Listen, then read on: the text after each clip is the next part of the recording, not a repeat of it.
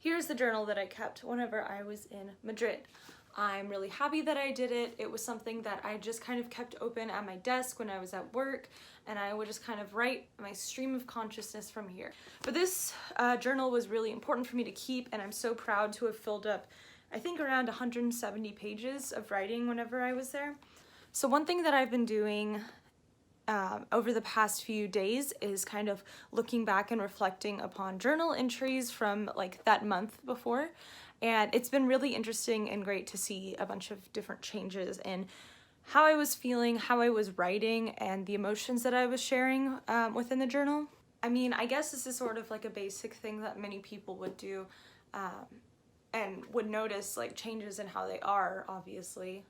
But yeah, I just wanted to look back and read my entry and show you some photos from about a month ago.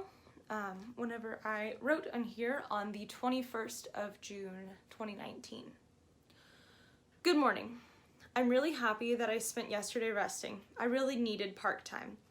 Today is the day that I head to Asturias. OMG, it's going to be so cold. I'm looking forward to a relaxing time just sitting amongst the trees in the mountains.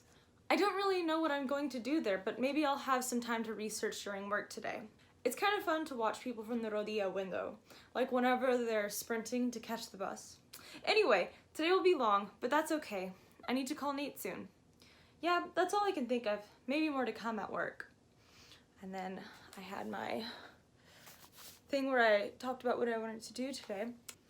And then just for the rest of the day, I kind of just journal a bit about my time left at work, because again, this is like a stream of consciousness that I did. So this basically all took place a month ago. I was headed to Oviedo, Asturias, which is somewhere that I always wanted to go.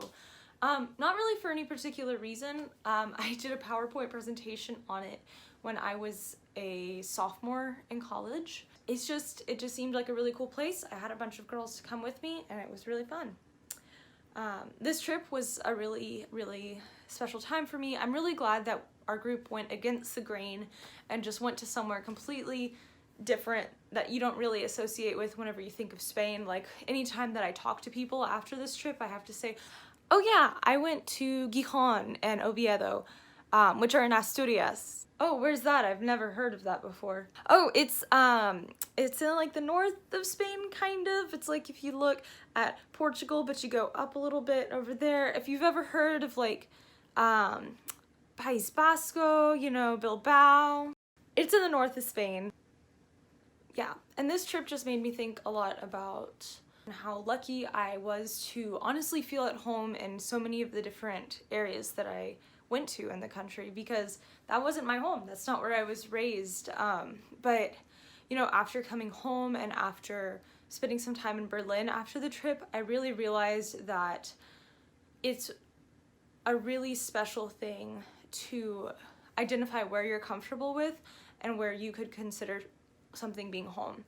And I have to say that rather than realizing that Berlin really isn't for me, I kind of see it as I realized that Madrid really is, or it really could be for me.